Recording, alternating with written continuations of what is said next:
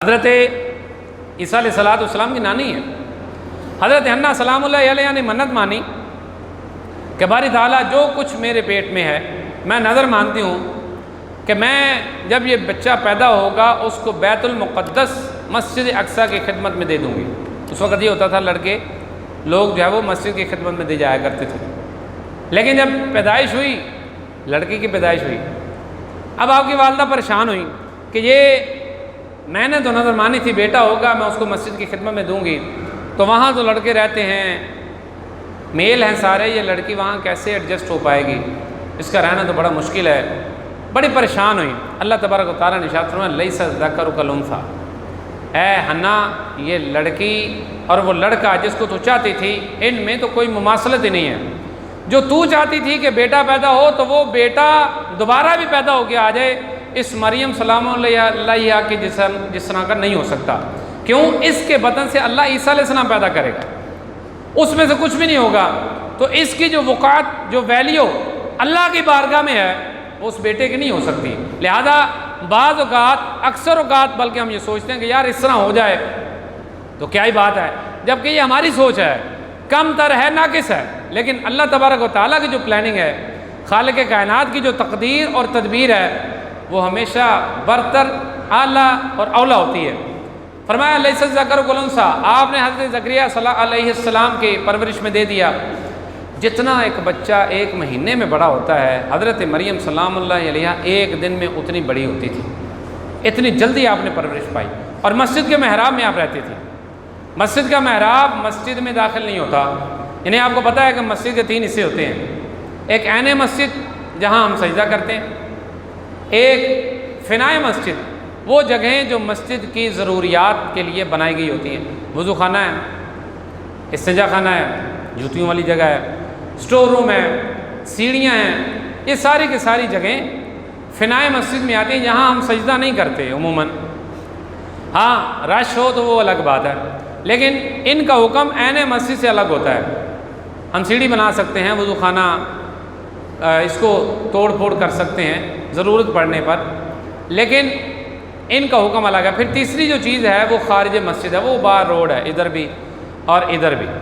یہ جو رستے ہیں یہ نہ عین مسجد ہے نہ فنائے مسجد ہے، یہاں پر ناپاک بندہ آ سکتا ہے، باہر روڈ پر گزر سکتا ہے، جو عورت ناپاکی کے ایام میں ہے وہ باہر سے گزر سکتی ہے، ادھر سے بھی گزر سکتی ہے۔ اسی طرح بچہ ہے چھوٹا جو پیشاب کر دیتا ہے وہ بھی باہر سے آ جا سکتا ہے، کوئی مسئلہ نہیں ہے، لیکن چھوٹا بچہ جو پیشاب کر دیتا ہے وہ عین مسجد میں نہیں آ سکتا، ناپاک عورت یہاں نہیں آ سکتی، ناپاک مرد یہاں نہیں آ سکتا، کیوں؟ یہ عین مسجد ہے۔ اب اسی طرح بیٹی ہے حضرت مریم سلام اللہ علیہ، تو پھر وہ ہمیشہ تو مسجد میں نہیں رہ سکتی، اس لیے ان کو مسجد کے محراب میں جگہ دی۔ مسجد کا محراب بھی عین مسجد نہیں بلکہ فنائے مسجد ہوتا ہے، جیسے وضو خانہ ہے، استنجا خانہ ہے، سیڑھیاں ہیں، جوتیوں والی جگہ ہے، سٹور روم ہے، اسی طرح یہ بھی ہے۔ آج کل یہ اس میں شامل کر دیتے ہیں، انتظامیہ شامل کر دیتی ہے۔ اب اس طرح دیکھیے حضرت مریم سلام اللہ علیہ کو دے دیا گیا پرورش میں، اور پرورش میں جب دیا گیا تو آپ محراب میں رہتی تھی۔ حضرت زکریا علیہ السلام جب تشریف لاتے تو دیکھتے کہ گرمیوں میں سردیوں کے پھل ہیں اور سردیوں میں گرمیوں کے پھل ہیں۔ اب سردیوں میں کوئی آم کھا رہا ہو استجابی کیفیت ہوگی کہ یہ تجھے کہاں سے ملا ہے۔ آج کل تو بڑا ایڈوانس ماحول ہو گیا ہے، سردیوں میں بھی دوانے چل رہے ہوتے ہیں، لیکن اس وقت یہ پاسبل نہیں تھا، پریزرویشن اس وقت ہے ہی نہیں تھی۔ اب سردیاں جب آتی گرمیوں کے پھل، گرمیاں جب آتی سردیوں کے پھل، آپ نے پوچھ لیا انا لکی ھذا، اے مریم یہ تیرے پاس پھل کہاں سے آتے ہیں؟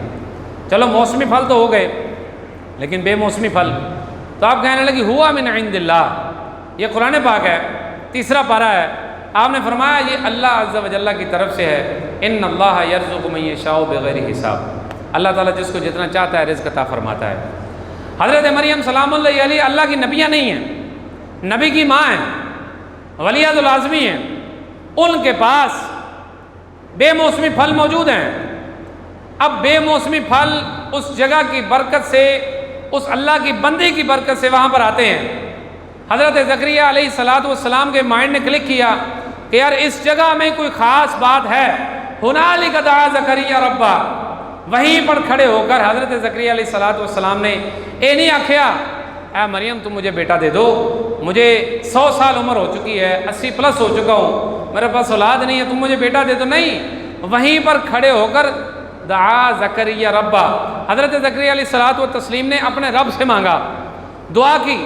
اور یہ جو ہم دعا مانگتے ہیں اللہ عز و جل کی طرف اوپر منہ کرتے ہیں، اس کا مطلب یہ نہیں ہوتا کہ رب تعالیٰ اوپر ہے، چھت پہ ہے، آسمانوں پہ ہے.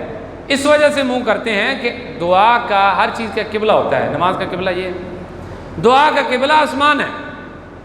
اب یہ نہیں ہم کہہ سکتے کہ اللہ پاک اوپر ہے یا کسی مکان میں سمایا ہوا ہے، یہ اس کی ذات کو محدود کرنے کے مترادف ہے. وہ لامقام ہے، اپنی شان کے مطابق ہے.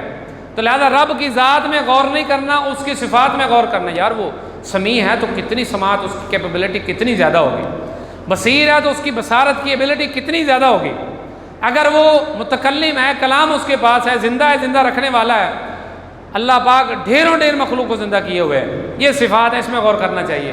ذات میں نہیں، کدوں پیدا ہویا اللہ پاک نے، کدوں فنا ہونا ہے، پتہ نہیں کنے انہوں جمعیا، کیڑا انہوں مارے گا. یہ یہاں پر آگے بندہ کفر تک پہنچ سکتا ہے. اس لیے سرکار نے فرمایا رب کی ذات میں نہیں، رب کی صفات میں غور کرو کہ وہ کتنا سمیع ہے، کتنا بصیر ہے، اس کی کیپیبلٹی بہت زیادہ ہے. حضرت زکریا علیہ الصلوۃ والتسلیم وہیں پر کھڑے ہو کر دعا مانگی. ہنالک دعا زکریا ربا قال ربی حب لی من لدنک ذریۃ طیبہ انک سمیع الدعاء. اے باری تعالیٰ تو ہر ناممکن کو ممکن بنا دیتا ہے، ہر محال کو پاسبل کر دیتا ہے. باری تعالیٰ میرے گھر اولاد نہیں ہے، بیٹا نہیں ہے، 80 سے اوپر جا چکا ہوں، مجھے اس جگہ کی برکت سے اولاد عطا فرما. وہیں پر کھڑے تھے، اللہ عز و جل نے فرشتوں کو بھیجا، جاؤ حضرت زکریا کو بشارت دے دو، اللہ تجھے یحییٰ علیہ السلام کی بشارت عطا کرتا ہے.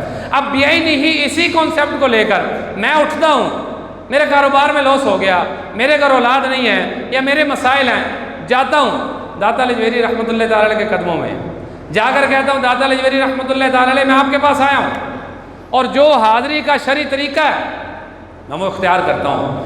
4 ہاتھ دور رہتا ہوں، پاؤں کی طرف سے جاتا ہوں، سلام کرتا ہوں جیسے قبر والوں کو سلام کیا جاتا ہے، اور میں جا کر اللہ پاک سے مانگتا ہوں باری تعالیٰ اے تیرا نیک بندہ ہے، اتھے لیٹے ہے، اے صدقے مینوں پتر دے دے، اے صدقے میرے کاروبار دے مسئلے حل فرما دے. تو اس میں کسی قسم کی قباحت نہیں. زکریا علیہ السلام کریں تو جائز ہو سکتا ہے، تو اگر میں کروں تو پھر بھی جائز ہو سکتا ہے، اس میں کسی قسم کا مسئلہ نہیں ہے.